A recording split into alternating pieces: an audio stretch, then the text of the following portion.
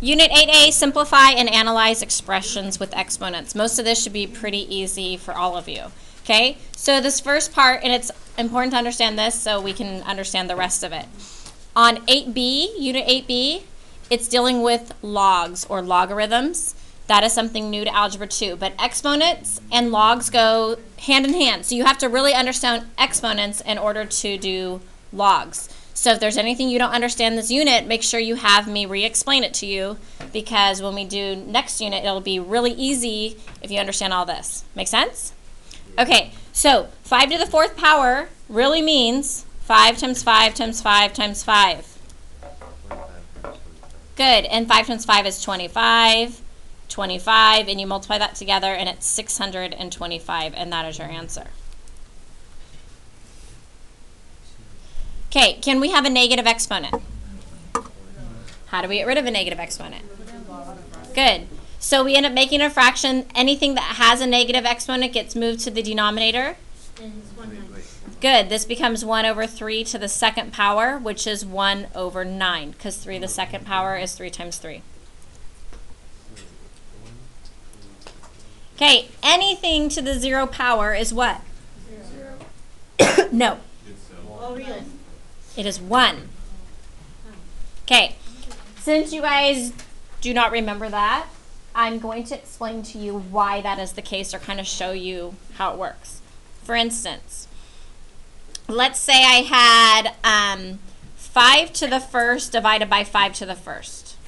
Okay, that's really the same thing as 5 over 5. Would you agree? And that reduces to what? 1. Okay, if we do like our exponent rule, remember when they're dividing, you subtract the exponents? Yeah? So if you have it like this, 5 to the 1 minus 1, you end up getting 5 to the 0, which reduces to 1. So this is why it doesn't actually go away. It's like everything cancels out. And if everything cancels out, you're always left with a 1. So you need to remember that anything to a 0 power equals 1.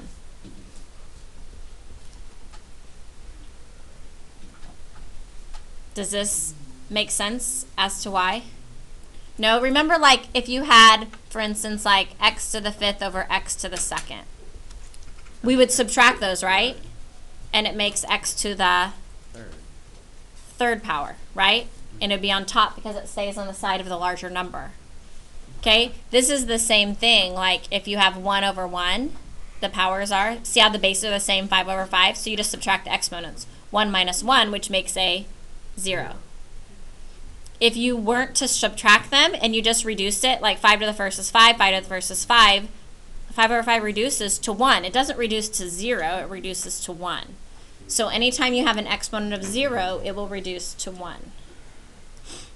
So 1 to the 3rd power equals 1 times 1 times 1, which is 1.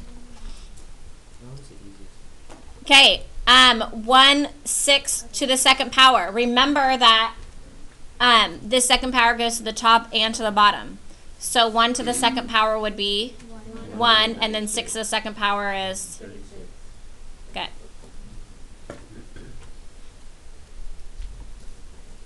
Okay, remember when you have a negative exponent with a fraction, what do you end up doing?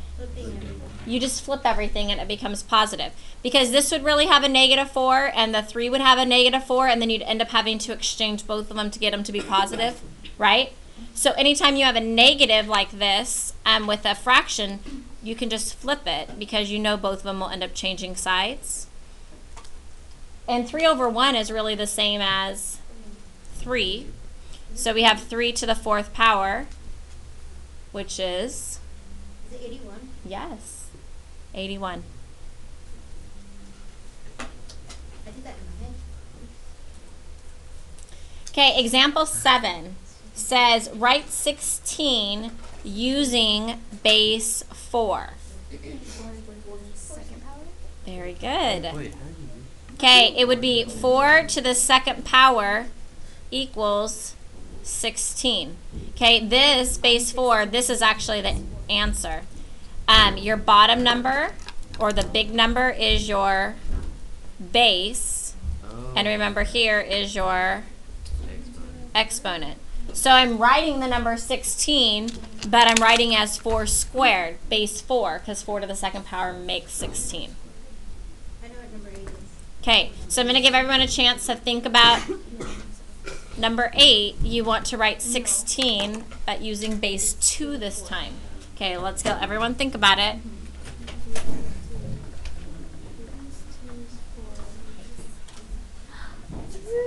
Marcus, this is for you. Okay, so, who thinks they know the answer? 2 Okay. 4. 2 to the 4th is correct. Hey, you said 2 to the 3rd. Okay, and then you would obviously just double check it by multiplying it out. Okay? And 2 times 2 times 2 times 2, you have 2 times 2 is 4, 2 times 2 is 4, 4 times 4 is 16. So 2 to the 4th power is my answer. Questions? Okay, moving on. Example 9.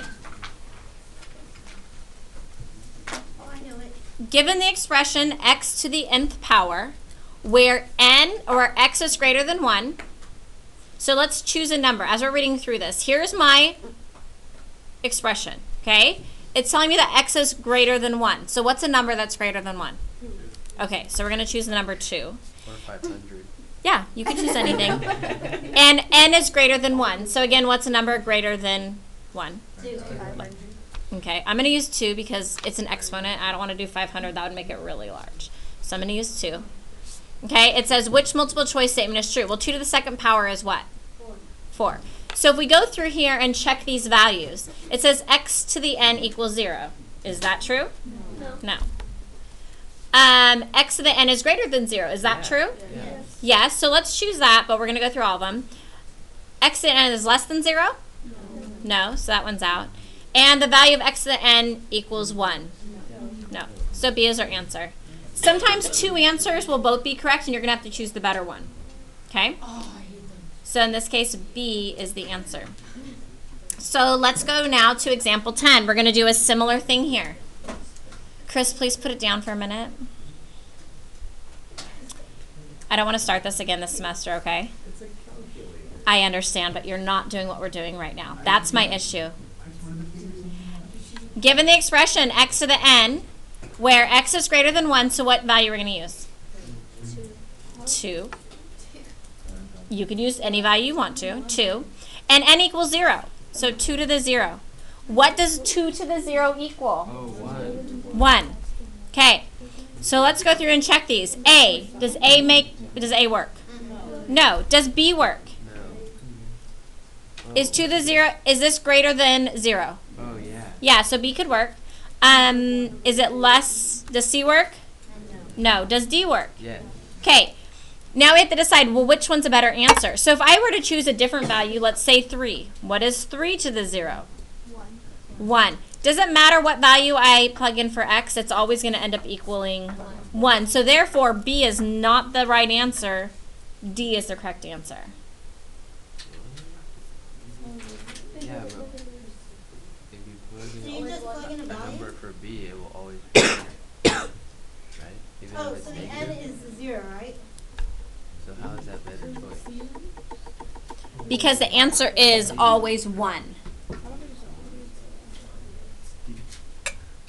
It doesn't matter what value you choose, the answer will always be 1. So D is a better answer. Because even though 0 is greater, so that's why I'm like, which statement is best? It shouldn't say true, because both of them are true. 1 equals x and 0, x, Okay. and a, and b, so now be 3, so now be 4. So, What values are in between 0 and 1? 0.5. Fractions, right? So 1/2, 0.5, 0.2, any fraction. So I'm just going to choose the fraction as 1/2. Is everybody okay with that? Okay. So we're choosing 1/2 for x because those are the values between 0 and 1. And then n is greater than 1. So I'm going to take this and raise it to the Second.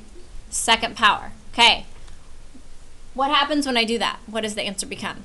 2 Okay, so if you have a fraction and you raise it to a power, your answer is always going to end up being a fraction.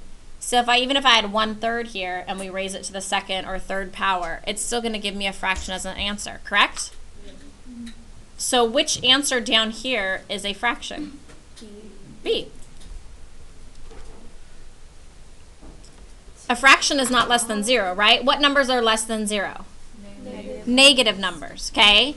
It doesn't equal 1 and it doesn't equal 0. Okay. Are we good with 11? Wait, but what if you did a negative exponent? It's saying you can't. It's saying, are you talking about 11? Yeah. 11 says n has to be greater than 1. Oh, alright. Okay. All right, so 12, it's saying that x is greater than 1. So what's a value that's greater than 1? 2 or 3, whatever you choose is fine. Let's do 2. And it's saying n is less than 0. What numbers are less than 0? Okay, so if we did -1, what do we do to get rid of the negative number? We, good, we put it to a fraction. We end up getting 1 over 2 or 2 to the first. Good, so if I have any number that's greater than 1, so a regular number, but I raise it to a negative exponent, it's going to end up turning this number into a fraction.